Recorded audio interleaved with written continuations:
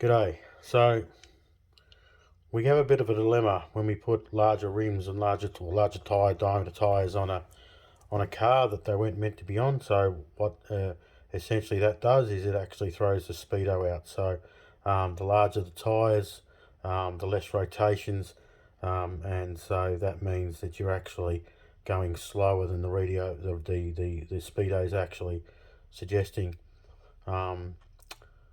So when I put my 33's on the NJ, I knew this to be the case because I'd owned an NH before, so I knew there was going to be some differential. When I had the NH, I didn't bother, but in the NJ, after being done speeding a couple of times, I decided this needed to be rectified. So, look, by various means, GPS tracking apps on a phone, I bought this little apparatus from China. Works a treat, not, but and also had a mate drive in front of me. So that's just three options I had. But anyway, I determined that I was roughly about 10% out based on 100k. So I was doing about 109. I was actually, when I was doing 100k's, I was doing 90k's physically on the road. In order to get to 100, I'd need to be doing 109 to 110. So about 10% out. Doing a bit of research on the internet, Google, I found that the solution was the speed sensor, and more specifically the gear. It pertained to changing the information pertained to changing the gear up and the gear ratio, which meaning the amount of teeth that it had, also the diameter of the particular gear. This one, as you can see, it's got a mark on it, so I took mine out.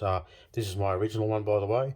I took it out and I counted 29 teeth. So based on around about being 10% out on the Speedo, I knew I needed to reduce the diameter of this to match by about 10%. So I needed to go out and buy, I'll find a cog gear that had around about 26 teeth. Couldn't get one with 26, hard to find. They're a bit like hen's teeth. You can get them from overseas. I wasn't prepared to wait. I found one that was 27, so I thought I'll give that a crack. I got it from a wrecker. It cost me next to nothing. I actually bought the whole unit from a wrecker. Pretty much, as you see, is what I bought. Obviously, the speed sensor, well, obviously, but I'm telling you, it's broken. It's missing the little piece off the back here. So I got it, I think I paid $30 for it. So I thought, well, I'll give it a crack, see what happens. And I threw that in, 27 teeth one, I threw that in, and it's roughly about 1 kilometre out, so close enough, pretty good. Obviously there's a bit of plus and minus in this, and I'll explain that maybe there is. I'll show you why a bit later on. But so, what did I do? So I pulled the old one out, and as I say, there's got that little holder that sits over the top with the bolt over here. So as you're looking in the transfer case, this is the passenger side. You got, like, I think it's a 12mm bolt there, and you've got the little hook piece that sits over there, holds it in. That bolt pushes the hook down and holds it in. I think I said that already, but anyway.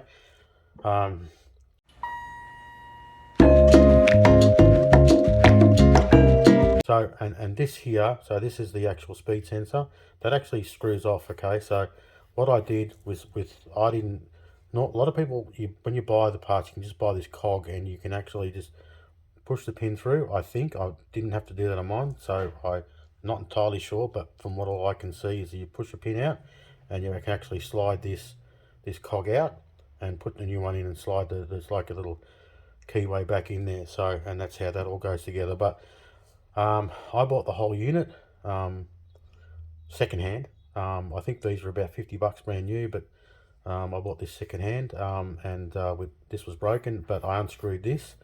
So I unscrewed the sensor, and I simply screwed my sensor back into the other plug that I bought, so I didn't have to dismantle any of this stuff here.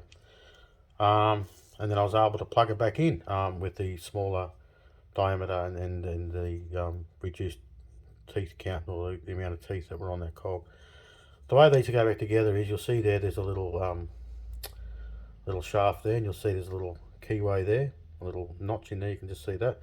And you'll notice on here there's also that shaft, so there's that, and then there's a little key. Okay, so that obviously, can you see? Yeah, I'm trying to get in focus. It's sort of there, you can see it just there, there it is there. Yep, right there. Okay, so that just, you pop it in there, you just turn it around until you actually mate the, like that, mate the key up with the little keyway, and screws in, and just do it up, you know, so it's, you know, nice and finger tight, or put a little, don't go too tight on it, it's only nylon. And slot it back in. Now there's a bit of a trick to slotting this back in. Okay, you just can't whack it in and off you go, because you know, logic suggests that well, you're putting a smaller diameter a gear in than what you had. So how's that gonna, how are these teeth gonna meet up with what's essentially it's a worm gear inside the transfer case. So how are they going to meet up with each other, and how's that, if they don't connect, then that's not going to spin. So I had a bit of a look at it, and then I realized that it's actually offset. So you can see here that it's actually, it's not central, it's offset. So obviously, you know, if I had a 29 tooth cog and it was sitting on, and it was sort of, it was sitting back there somewhere, it's hard to do because, you know, I can't keep it central on the camera, but you'll get the gist. So because it's offset, you turn it one way and it pushes it in. You turn it back that way, and eventually you'll pull it out. So that's how we get smaller and larger diameter cogs in there, and that's how we get them to match and meet up with the worm gear that's inside. And probably you'll notice that, and I'll just screw this back off. Also, Mitsubishi come up with a great idea, a great concept, I thought, and they've actually notated specific gear sizes on the back of this here. So they range from the different gear sizes from 23 teeth right up to 35. And in my case, so I had 29 to start with. So there's a little arrow there. So that matches up with a mark on the transfer case where you put it in. Give it a bit of light, but you need a camera up there, sorry, a torch up there to see, but there's a notch up there. And you just whack them in there, and then, so that was, so if I'm putting this back in, that's where I've got to line it up to for this particular cog. But then I moved to a 26, sorry, a 27. So we've got 26 to 27, so I have to turn it around. So essentially what I'm doing is I'm basically moving the position of the, see how that sort of, it's like an oblong, see how it's moving? So I'm moving the cog in and out in terms of how central it is to where the cog sits, so it meets up with the worm gear. I think you get the gist there, right? So that's important. If you don't get that right, you're not going to get any movement at all, and your Speedo won't work, and you'll get the old, how come my Speedo doesn't work anymore? Probably because you haven't got this set properly, okay? You can see it's offset on the back here even better. You can see how, yep. Anyway, so, and that just slides back in, set that to the right, put a bit of rubber grease on your, make sure your O-ring's right, put a bit of rubber grease on there, make sure it slots in nicely, seals up. The rubber grease helps it to seal as well. Plonk it back in, spin it around to the right mark, put your little piece over the top, 12 or 10 mil bolt, I can't remember. Do that up, put your plug in over the top, your female plug over the top. I think there's a little steel clip on that, and then you know what, you're all ready to go. You've got the right adjustment for your tyres to meet your Speedo. So it's just a little bit of a, might be a bit of a trial and error, because when I did this, I didn't know, you know, if there's a couple of, whether you're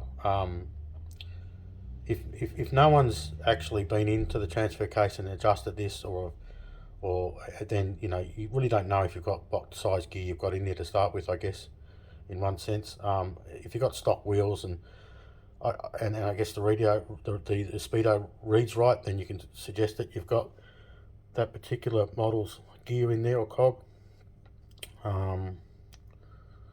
So that's a bit hit and miss, but knowing what you've got in there and what you need to move to, I actually pulled this out and then counted up. So the way I did mine was, I left this in, and this, I didn't worry about what I was currently getting on the Speedo, because it was all about what was at the other end, right?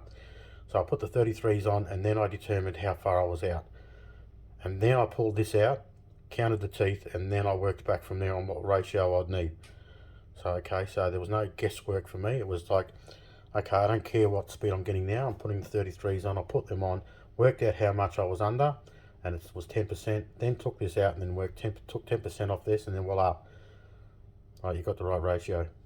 Okay, and then obviously the smaller you go, the smaller diameter, and you know that's where this comes into play. See that moving up and down? You can see it moving up and down there.